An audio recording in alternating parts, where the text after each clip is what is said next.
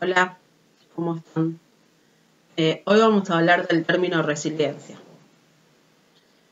Y para hablar de resiliencia, en el libro nos habla de qué es la capacidad humana universal para hacer frente a las adversidades de la vida, superarlas o incluso ser transformadas por ellas. Es parte del proceso evolutivo y deben ser promovidas desde la niñez. ¿Qué nos quiere decir con esto? Que es algo que todos los seres humanos tenemos la capacidad de ser resilientes. Ahora nos hacemos una pregunta. ¿Todos los seres humanos somos resilientes? Para pensar. Para esto debemos tener en cuenta que la resiliencia habla de que necesitamos ciertas características personales, que tiene 8 pilares que sostienen o que sostienen la resiliencia, que ahora los vamos a ir desarrollando. Es una interacción entre lo innato y lo adquirido, y que es algo que nosotros podemos ir trabajando desde la niñez, para que los niños sean resilientes, sean adultos resilientes, y en caso de que esas características no hayan sido fortalecidas, podemos, como adultos, empezar a fomentar estas características, empezar a trabajarlas para poder ser resilientes. Todos, en alguna medida, somos resilientes. Hay quienes son más resilientes que otros, pero todos, como dije antes, es una característica que tiene que ver con lo innato. Entonces, en cierta parte somos resilientes. Lo que intenta la resiliencia es que podamos descubrir nuevas posibilidades y fortalecer en estos pilares para poder ir transformándonos, ir resolviendo conflictos con las herramientas que hayamos adquirido en el pasado, conflictos que suceden en el presente, de una manera cada vez más adaptativa. Esto que les digo de los pilares tienen que ver, el más importante es la autoestima. Y la autoestima es la valoración que yo tengo de mí mismo. Esta valoración de mí mismo está formada con lo que sucedió en el allá y entonces, con mis primeros vínculos y las primeras sociedades a las que pertenecí, como por ejemplo la familia, la escuela. Y tiene que ver un poco con la mirada del otro, que me va a ir como formando, pero a su vez la autoestima se basa en cuál es la mirada que yo tengo, cuál es la percepción que yo tengo de mí mismo. Y ahí es donde nosotros entramos en el siguiente, la siguiente pata de la resiliencia, que tiene que ver con la introspección. ¿Por qué?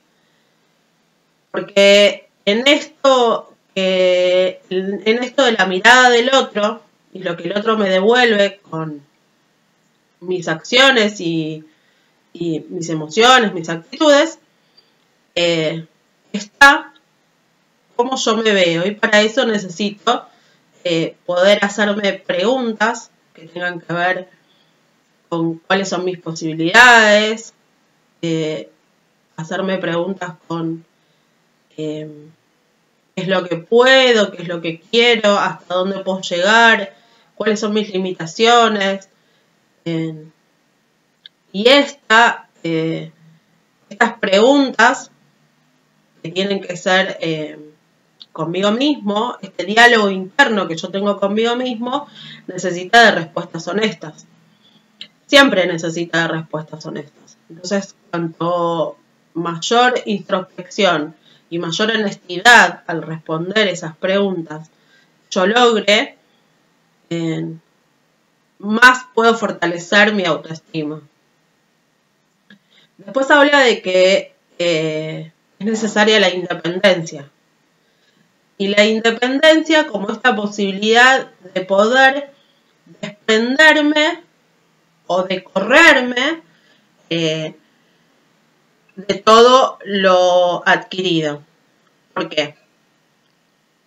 En el sentido de que si yo en mis primeras sociedades las cosas se resolvían de determinada manera y yo hoy encuentro que eso no me hace bien o no está siendo operativo para mí, lo que puedo es correrme. Y en esta independencia yo buscar cuál es la distancia óptima que voy a poner frente al problema, a la familia, a los amigos, cuáles son los límites que voy a poner con todo esto y cuáles son las diferentes perspectivas que yo tengo de ver el problema, de verme a mí mismo en esa situación y cuáles son las posibilidades de resolver lo que tengo.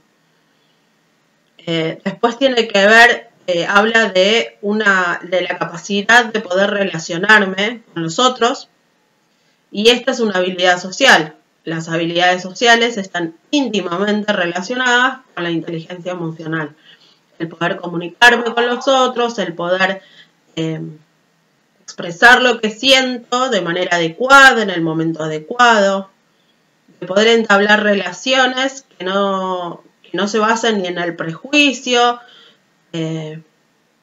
ni en cuestiones que tengan que ver con la necesidad, sino con esto de poder disfrutar de las relaciones sanas. Para eso yo necesito tener esta habilidad social.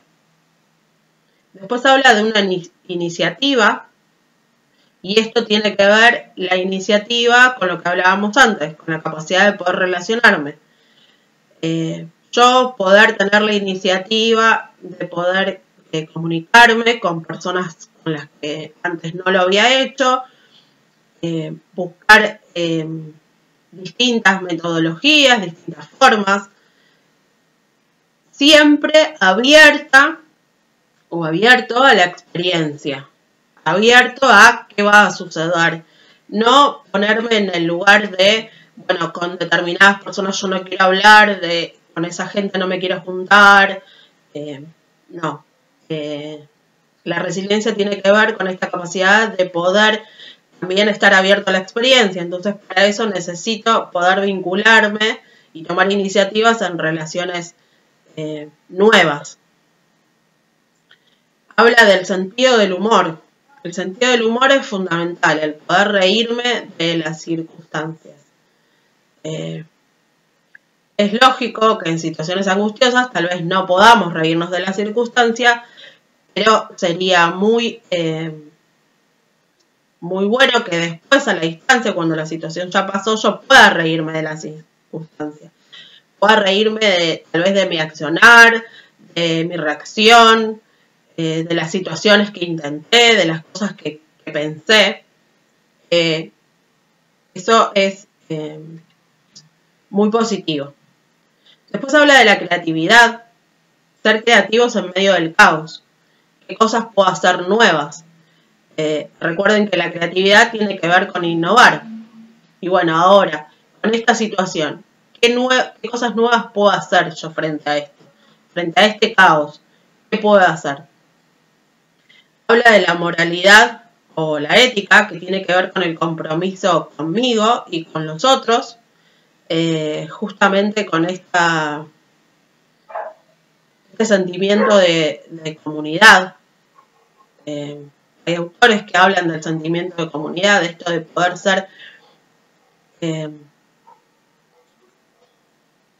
ayuda para otros y a su vez poder ser de ayuda para mí mismo. Y esto tiene que ver con mis valores, con con mi ética, cómo yo formo mis valores, cuál es la concepción que tengo de las personas, cuál es la concepción que tengo de las cosas materiales, de los sentimientos, de las emociones, de todas estas cosas. Y la última es el pensamiento crítico. Y el pensamiento crítico es el análisis de todos los demás pilares. Siempre esto de manera honesta con nosotros mismos. Que todas estas situaciones yo las pueda analizar de manera honesta, de manera sincera, de manera auténtica, para poder reconocer cuáles son las cosas que yo necesito modificar, fortalecer, a qué cosas necesito ponerle más positividad, qué cosas sé que son límites para mí, etc.